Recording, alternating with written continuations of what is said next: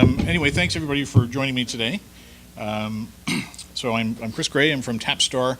Tapstar is a new company. This is actually the first time we've done any kind of public engagement or any kind of discussion, and we have some really cool games in development. They're not out yet. Stay tuned for that. This is really about the David and Goliath concept. So the theme is why smaller developers can win in the mobile gaming landscape, and I have some thoughts to share. So first of all, this quote, it is about the biblical David and Goliath encounter, and this is an article actually extracted from an article by Malcolm Gladwell, who some of you know from books like Blink or Tipping Point, and it's really about how smaller adversaries overcome stronger opponents. And the theme of this is really how you as a small and nimble developer can challenge the big guys. So here's a little bit of research. So based on about 200 years of actual battles, and this is between, one side being about 10 times stronger than the strong side being about 10 times stronger than the weaker side. Interesting statistic, about 71% of the time, the Goliaths, the big guys, won, which still leaves about 30% of the time where the Davids won. So I think that's kind of impressive, given that this is really, we're talking about asymmetrical warfare. And here's another little excerpt translated from the actual biblical account. And here's David putting on his chains, his brass helmet. He's got his sword. He's ready to go in and face the mighty Goliath. And then he stopped and he thought about it for a second. And he said to himself, I cannot walk in these, for I am unused to it. And the point being that he picked up his 5 smooth stones and he went into battle in a way which was not expected from the opposition, in this case Goliath. And guess what? He won. So what happens when the underdogs acknowledge their strengths and their weaknesses and then choose an unconventional strategy? So like I said, the Davids were winning 29% of the time when they were fighting a stronger opponent, even if they didn't change their strategy. But when they actually approach things differently, they win 64% of the time. So I think the key message here is, asymmetry and warfare can also apply to how you compete in the mobile game space. And this is how it looks in a pie chart, in case anybody wants to see a pie chart, because everybody loves pie charts. So the question is, how does this apply to making mobile games? I think the quote here is interesting. So even when everything we think we know says that somebody should defeat us, that may not be the case. If you don't play by the rules of the game, you can win. And that leads to an obvious question, which is, well, as a developer, as a small publisher, how do I adapt myself to compete in this space? And sort of going on from the thought of David going into battle with Goliath, instead of a sword, he had his 5 stones, and he whizzed them around. What are the 5 stones that you can bring to the table that allow you to compete? So a few examples here, since we're talking Goliaths and Davids and Goliaths. So what does a Goliath look like? Lots of people are familiar with these companies. You should all be familiar with them. Electronic Arts with about 8,000 employees, not all of which are doing mobile games, but it's a big company. I spent about a decade there, so I can speak sort of from the larger Goliath perspective as well as the David perspective, because when I started, Oscar mentioned Boulder Dash. I started as an individual developer, built up my own studio, only went to the publishing side of the business later, so I think I have a pretty good perspective on this. Zynga, another interesting case where they've been trying to build a very large organization, and that, even though that's shrunken a little lately, it's still definitely trying to sort of follow that model of bigger is better. Even Kabam, not a small company, I think over 700 employees today, and continuing to grow. So what does a David look like? So I guess my point is, you don't actually have to try to emulate this model, and I'm sure that not everybody sitting here is thinking I want to have a company with hundreds of employees, but we're thinking about some very successful developers who have well under that. So here's some of the Davids. Supercell, of course, Heyday and Clash of Clans. I think they're maybe up to 90 employees. but they've kept it pretty small. And it's interesting that, I mean, here's a direct comparison. Supercell and Kabam probably, well, we're similar revenues. I'm sure Supercell's even larger now, but notice the number of people. It's a fraction. And then you've got Mojang, the Minecraft guys, about 25 people, hundreds of millions in revenue. What started as the husband and wife team at Imanji, the Temple Run team, as far as I know, still probably less than 5 people full-time. Endemic Creations, the gentleman from the UK, I don't know if he's added any staff, but he's certainly kept it lean and mean with 1 employee and some contractors. And these are all games that have, sold from hundreds of millions to tens of millions of dollars, in a given year. So interesting to kind of look at the difference. So why did I pick these examples as David's? Clearly, again, smaller headcount, very few employees to generate the kind of same revenue you'd see from a much larger organization. They tend to be nimbler companies, they're agile, they're very smart about social media and analytics and PR. These are all things I'm going to touch on in a minute. They have very limited resources, so they're doing the best to leverage what they have. And I can tell you that when you're, part of a Goliath, the teams just naturally tend to be big and they get bloated, and there's a lot of challenges that come with trying to manage a larger organization. And then just the quality of the games. I mean, just being large does not guarantee you a quality game experience. And if anything, you can see a pattern where it starts to go the other way, where the bigger I get, the less risk I want to take, and the more predictable I probably will be in my business. And I don't think these are recipes for success.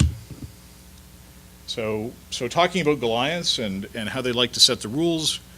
I would distill these down to sort of rules or ways that companies think they should behave, and a lot of people will be looking at again, the examples of Goliaths and thinking, well, how do I get there? Well, this is sort of how they're thinking. Every game has to be a success, has to be a hit, and you'll hear that time and time again that companies can't tolerate failure, and that starts to drive a lot of interesting decision making in the organization. Big teams and budgets. So once again, you're adding layers of management, you're adding layers of complexity and cost. The Goliaths tend to like proprietary technology, so you'll hear a lot about custom game engines and custom analytics solutions, and in many cases companies have tried to build their own social networks to varying degrees of success. IP and licenses. You certainly spend a lot of time at a company like Electronic Arts looking at IP, and again, this is part of what helps drive success, is I can create visibility and I have a known quantity, and it can create a bigger property. Clearly the pattern is to spend a lot of money up front on marketing and customer acquisition.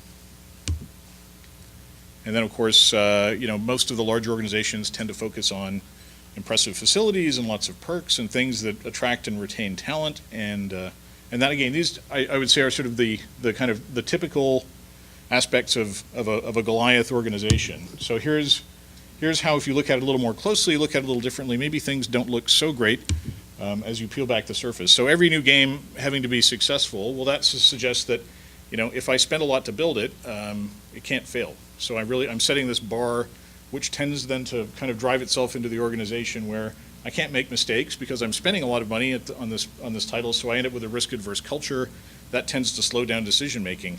You have lots of people and lots of stakeholders who can say no to things or need to be convinced that it's worth taking the risk. And then you see this pattern of copying ideas. And without naming names, companies look at successful categories and they go, well, that seems like a sure bet. I don't want to take a chance. I can't have a big team and a big investment on something that isn't a sure bet. So I think I'll just see what's successful. I'll see what's in the top 3 or the top 5, and I'll do one of those. Mentioning big teams and budgets, well, again, expensive teams, they can deliver great results and they can deliver deep experiences, but they can also be less risk-taking. They're harder to manage. You tend to dilute the vision. You have to communicate. Just communicating to a large team is just a tremendous amount of time and overhead and, frankly, expense. Then you need layers of management. And again, you start to see a pattern here. The bigger I get, I start to kind of drive up my costs. Everything snowballs. And I have a more diluted experience as a game. Proprietary technology, so there's a lot of time and money that companies invest in, like I said, customized game engines.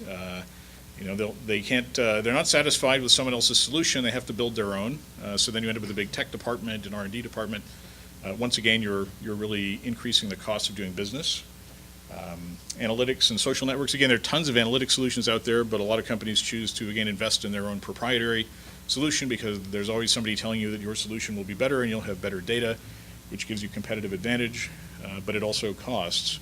And again, I mentioned social networks where companies have tried to create their own walled gardens, create their own social networks. Sometimes it's successful. If you start out as a social networking company and you add games, that's different. But in many cases, trying to create a network that wasn't there before turns out to be just a big waste of time when you have so many other people who are dedicated to it in the industry. IP and licenses, so they're useful, but they're also expensive. So if you work on a sports game and you're paying a major sports league, for example, well, that can be a huge chunk of your revenue and your profit. We're seeing a lot of licenses appear in the mobile space, and yes, they can help your game reach a wider audience, but again, they can eat up a huge amount of your revenue, a huge amount of your profit, and they can also take up a lot of organizational time to acquire, maintain. There's relationship building, so it's never as straightforward as it seems. You don't typically own these licenses or intellectual properties, so you're renting them, often making them more valuable for someone else down the road. And again, if you don't own them, you can't really leverage that value in the future. And then making it harder to succeed in the long run just because you're adding a lot of cost and risk to your business. Marketing spend on user acquisition. So this is kind of right now a surefire way to build an audience, but you also get a lot of churn, and typically I don't like it when I hear companies talking about acquiring users and really treating them like a number, a commodity, instead of thinking about them as individuals who are playing and enjoying your game. So I think that there are other ways to approach this. And then I mentioned the facilities and perks and benefits. That also eats up, if you've worked at a large campus or a big office or an expensive office, you start thinking about the cost and how does that make my game better? Probably doesn't. And then there are all these other kind of, I'd call them, they're perks or distractions. I'm not going to go list them all, but you start to wonder if you need all these things. If you really are enjoying your work and you're enjoying the game you're working on, you probably don't need all of these perks. And really the greatest perk would be working on something you're really proud of and you enjoy. So for what it's worth, having seen them all. So then, what do the Davids have going for them? And these are and sort of backtracking for a second, I touched on the concept of the 5 stones. So these are the 5 stones I'd like to think of as being critical for success if you're a David, not a Goliath. So again, smaller overhead. Easy to forget the value here, but the less you spend on your business, the more likely you are to be profitable and the more upside you have. Instead of thinking about how great it would be to have a big company with a lot of employees, because that's a sign of success, think about how great it would be to keep it really small and be very successful. So, to me, it's more inspirational to think about companies who've managed to keep the headcount down and to focus on games that they love, as opposed to some sort of just blind goal of having a big successful company, whatever that means. And then you're not worried about empire building, and then it's more about finding people who feel, or share the same point of view you have, and building a business around that. So kind of a collective vision of efficiency. And that also means you probably don't need to go chasing as much money. So maybe you don't need venture capital or much angel investment, if at all. If you find people, again, who are motivated and like-minded, that's a great way to build a business. And I've heard too many stories of companies that are starting up or they've been in business a while and they're spending an awful lot of time trying to raise a lot of money so they can have the bigger teams, the nicer facilities, and it's kind of an endless chase, and I'm not sure if it really pays in the end, if it really gives you a great benefit. Here's an obvious one: make really interesting, original, innovative games. But once again, when you're getting caught up in making sure that everything has to be a hit, you probably aren't going to do that. So I think it's much more enjoyable to build a game that you really are passionate about and that your team is passionate about, and that also allows you to stand apart. So one way to get noticed in the world, whether it's, we'll talk about how, but one way to get noticed is surely to have a unique and interesting game that people can talk about, and then they're more likely to share it with their friends and their family. And if it's just another knockoff of an existing game, then who needs another one of those? And here's another key point. I think there's clearly value in social media and PR above and beyond, again, this concept of paying for installs. So PR is earned media. It means Yeah, it's somebody's actual opinion, and they tend to share that. And I'm talking about both, the media sharing it and then individuals playing the game as well. It's much more powerful than seeing an ad or being incented to download a game and trying it if you have somebody recommend it. And you see that pattern emerge with any wildly successful title. But the cool thing is, you can do that without a huge budget. You just have to be focused on it and try to create that relationship, with your customers. So this is not something that needs to cost you a fortune. I think Plague Inc. is a great example where the gentleman in question there just went out there and he was relentlessly plugging his game and talking about his game, and over time, because it was a quality experience and it was a fun game on mobile, it picked up a lot of traction and people recommended it, and then you have a hit. Another advantage you have being a David instead of a Goliath is you can really focus on fast iteration, because you can take risks, because you can break things or fix things and move along fast. You have an advantage there. So again, you'll notice that the larger teams and publishers, they tend to take a long time to finish titles because they're constantly going through processes which add a lot of time and a lot of decision making and a lot of risk evaluation and assessment, and you don't have to worry about that if you're a smaller, more agile company.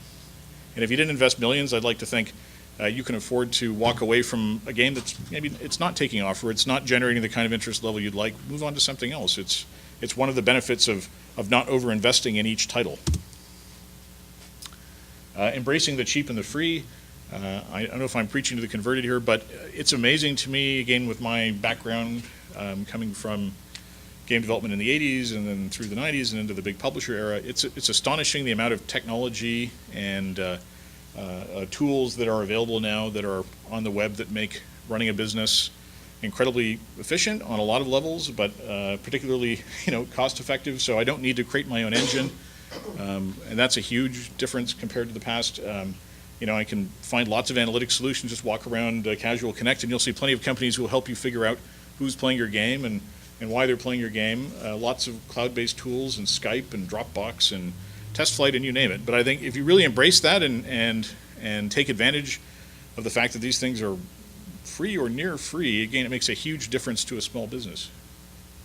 I think that's the 5-minute warning. And we're getting near to the end here. So how do you take down somebody who's bigger than you are? So the point here is breaking the rules and feeling comfortable sort of not doing what everybody else is doing. So being fast and agile and nimble and lean, these are all good things. And you want to be the speedboat, not the supertanker. And I can't stress it enough. As companies grow, you add layers of management and just everything starts slowing down. Decision-making slows down. Risk-taking disappears. It's not what you think it is. Again, the wealth of analytics and metrics that are now available, you can get as much information about your game as you want. And nobody has a lock on insight, so I don't believe that anybody out there really has the secret sauce. I think they bang heads together and they iterate and they solve problems, and I think anybody can do that, and you don't need to be a large Goliath to deal with the data coming through your analytics. Again, being creative, I can't stress this enough. Just don't be a fast follower and do another knockoff of an existing game. I think it's important to be different, and in the end, that's how you get noticed. Feeds back into the idea of social media and PR. People talk about different things, but if your game looks like 50 other games, there's really not much to talk about, and you're probably not going to get reviewed, and you're probably not going to get anybody's interest because you haven't got anything new to say. And then the other point I'd make is that a niche for a David might be, a niche for a Goliath. Might be a category they completely ignore because it's just not big enough and I can't guarantee the level of success I need, but it might be your entire business. So, of course, with the astonishing growth of the mobile platforms, you've got a global audience and it'll eventually be in the billions, and no doubt there are lots of different kinds of games you could create that would be appealing. Here's building a one-on-one relationship. Again, take advantage of PR, take advantage of social media. It's basically free and it's an incredibly powerful tool. We have a couple of examples here. Here's the shameless plug for Tapstar, but use Twitter, use Facebook, build a following, and maybe I can encourage everybody here to jump on board and start following Tapstar. And then the idea of spending a lot of money on user acquisition. So again, social viral features key, and have a story, connect with your audience, and let the quality drive the interest in the game. So here's a quick recap. So how do you win? Change the rules. be yourself. Don't try to act like a big company. You don't have to aspire to be a Goliath. If you know your weaknesses and your strengths and you play to those, like I said, be creative, be original. And small is the new beautiful. I think being big it really comes with a lot of downsides. So it's not something you need to aspire to be. Talked about PR and social media. Embrace all the disruptive practices. Take advantage of what's free and cheap. And finally, think about what are your personal 5 stones. What are the things you can bring to the table as a game developer or a small publisher that a Goliath doesn't have or really can't fight. So that's the end of the presentation. So thank you very much. Thanks, Chris. I think that was fantastic. I think what you've highlighted is something that's been in the back of my mind for a long time, that the whole idea that the economy of scale, which kind of possibly applied back in the day of box products, doesn't apply anymore because the distribution channels that made that work don't react to scale anymore. So we have to rethink that. But enough of me waffling. What questions do you guys have? Anyone got a question? Or you're going to get me talking more and asking more questions. Come on. So, okay, let's think about this. So, at the end of the day, when we've got guys who are new one-man bands and they're not necessarily got the understanding, how do they get past the amount of money that's being spent by the... Oh, my thing's going off now. The money that's being spent by the big boys. I remember a few years ago, particularly Gree and Zynga were spending huge amounts of money. I know, and you kind of covered this, but it'd be interesting to sort of see, how do you deal with so much money is being spent when you don't have that money? I guess that's sort of the gist of the conversation today, or the presentation was, I think start with being original and coming up with a really innovative game mechanic. So it doesn't mean it has to be something completely unseen before, but I think you sort of owe it to yourself and to your business to build something that feels fresh and innovative, and that gives you at least the first opening, which is somebody can talk about your game and talk about how it's different and why it's cool, and it isn't just another kind of subtle variation or reskin of someone else's idea. Yes. Oh, can we get you on the mic? Sure. Okay, so you're making a game, low budget, startup company. Do you think that your social media, it's amazing, will make the difference between success and failure? I think over time, if you can, again, build the awareness and use it to build the audience for your game, is it the only sort of difference between success and failure? No, but it gives you, it's just another sort of part of your arsenal. It's one of your 5 stones, and it's something that's accessible to everybody. And my point being that it's not like social media is exclusively available to the Goliaths or the larger publisher developers. So it's something that you can actually engage. I think the question is whether people engage it well or whether they engage it poorly. And it's not there just to drop announcements. It's about having a conversation with, your audience, the gaming community, sharing ideas, sharing observations, and I think that's where it becomes powerful. Yes, and it's funny, like I work for a game developer, so we've produced games and we've produced amazing games, and we didn't put our social media team on it. It did okay, but not great. And we've produced games that were maybe as good, not as good, and we had people blogging, Twittering, Facebook, and it was a super success.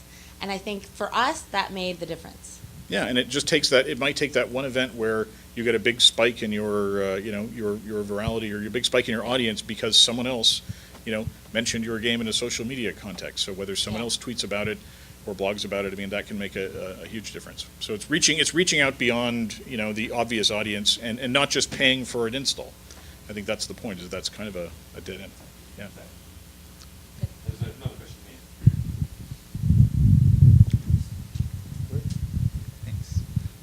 It's related to the social type deals. Without having that capital to invest in an initial user base, what are the steps that we can take to get that initial kind of loyal base from which we can leverage social solutions? It's a very open-ended question, but I would say, getting the game reviewed and in the hands of other, media outlets. I'm talking, social and online here predominantly. Could be anything from, attending a conference or networking, with other developers. I think that there probably are almost unlimited ways to do this. I guess the question would be, what kind of game is it, and who are you trying to appeal to, and how can you reach that audience in maybe a way that's unique from just, kind of a shotgun approach to saying, I want the world to find my game. Well, maybe if it's a puzzle game, well, how do I find, fans of puzzle games? And then how do I find fans of my kind of puzzle game? And one of the things I find when I do consulting is trying to get the designer or the developer to think about why the person who would receive the share would care. So not just what the player would share, but why their friends would care about receiving something about the game. And I mean, particularly because I work at Amplifier, the use of video of my gameplay really has a huge effect, because it's not about me telling you that I found this sort of crazy kitten at the end of the road you've got to adopt. It's actually me playing the game and me wanting to show you what I did. And that's not just me plugging. I think it's important that we have an emotional engagement in what we are doing that the other person will care about. So yeah, understanding what it is that is appealing about your idea and how you could connect to someone else, and that's another great way to share it is video, images, the making of, whatever you can think of. Yeah. Any more questions?